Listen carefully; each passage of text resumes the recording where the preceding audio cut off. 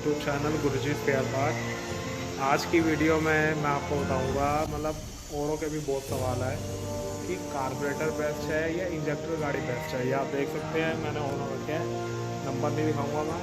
ये एक्टिवा 125 और ये अपनी इंजेक्टर है, ये अपनी कार्बोरेटर है।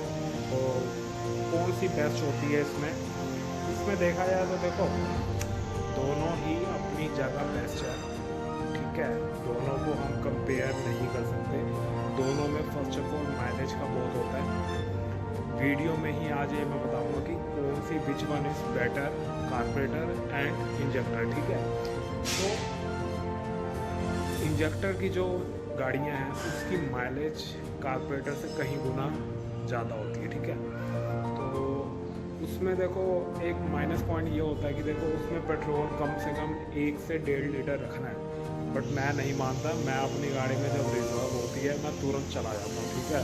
रिजर्व में चाहे आधा लीटर पेट्रोल हो चाहे 1 लीटर हो, बट हाँ सूखी नहीं चलानी। जैसे कार्बोरेटर में होता है कि हम बिल्कुल ख़त्म भी कर लेते हैं तो गाड़ी झटके से बंद हो जाती है, और जब हम पेट्रोल डलवाते हैं तो तुरंत स्टार्ट तो होती नहीं है, उसमें हवा बढ़ जाती है पाइप में।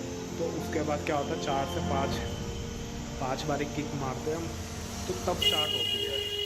आपकी क्या राय होगी पेट्रोल के मामले में, तो आप कमेंट करके ज़रूर बताना। इसमें देखो फर्स्ट ऑफ ऑल क्या होता है कि अपना क्या कहते हैं, जो जहाँ पेट्रोल टैंक होता है उसके ऊपर एक मोटर होती है।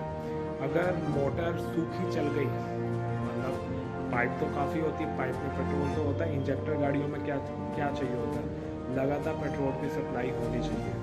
समझ लो कहने का क्या मतलब है। जैसे हमने ऑन करते हैं तो गाड़ी में से एक आवाज़ आती है, जैसे हम सॉरी आवाज़ जैसे आती है, गाड़ियों की भी आवाज़ आती है। जब हम करते हैं तो स्टार्ट एक मोटर चलने की आवाज़ आती है, सेम इसकी भी आती है, ठीक है। बाहर की आवाज़ को इग्नोर करना, यहाँ शोर हमेशा ही रहता है। तो बात वो, अब उसके बाद क्या कहते हैं अपना, अगर गाड़ी सूखी चल गई तो मोटर गई, मोटर का खर्चा लम से लम 4 से 5 हज़ार रुपये होता है। ऐसे अंदाज़ा नहीं है, बट हाँ अंदाजे मार रहा हूँ मैं, बट इतना तो खर्चा आएगा ही आएगा, ठीक है। ओरिजिनल मोटर ओरिजिनल होती है, डुप्लीकेट भी मिल जाती है, चल तो वो भी जाती है, पर वो कितना टाइम चलेगी पता नहीं। कार्बोरेटर में क्या सीन होता है, कार्बोरेटर में हम खुद कार्बोरेटर धो के साफ़ कर सकते हैं, माइलेज की सेटिंग भी कर सकते हैं हम, और अपना जितना पेट्रोल की सप्लाई देनी है उतनी भी कर सकते हैं, कितनी रेस बढ़ानी है उतनी कर सकते हैं, मतलब बहुत सारे फंक्शन होते हैं।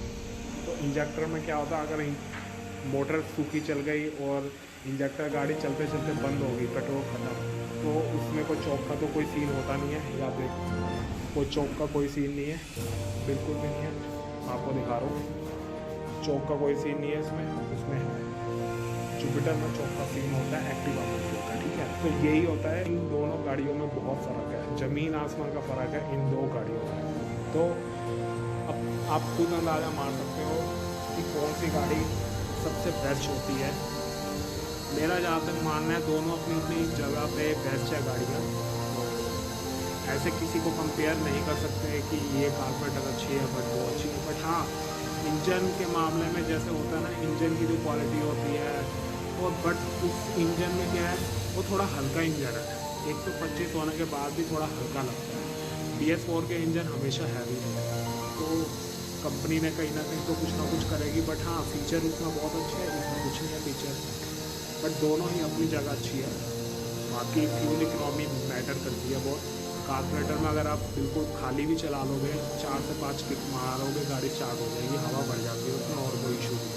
बट हाँ, अगर इंजेक्टर गाड़ी बंद हो गई, अगर उसको पेट्रोल आपने डलवा दिया, मोटर भी सूखी हो गई, मोटर भी सूखी चल गई, और इंजेक्टर से सप्लाई जाती है, तो क्या होगा, इंजेक्टर या मोटर या दोनों में से दोनों चीज़ ख़राब हो सकती है, या दोनों ही ठीक हो सकती है, या दोनों में से कोई एक चीज़ ख़राब हो जाएगी।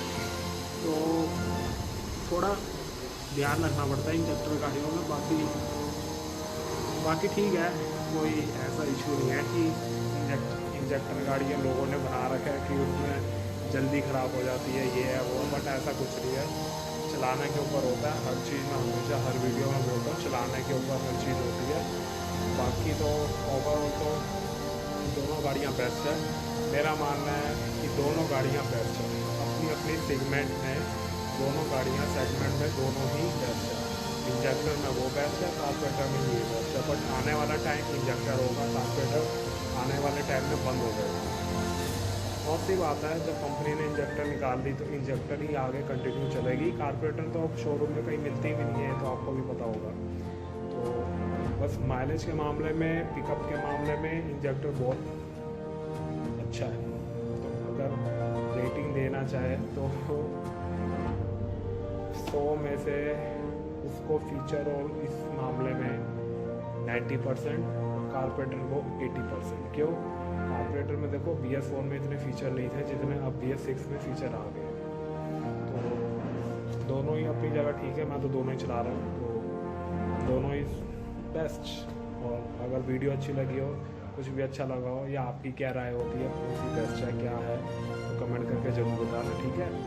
और वीडियो को लाइक करना, शेयर करना और सब्सक्राइब करना, और प्लीज़ थोड़े आगे बढ़ा दो। 199 कुछ सब्सक्राइबर हुआ है, तो चलो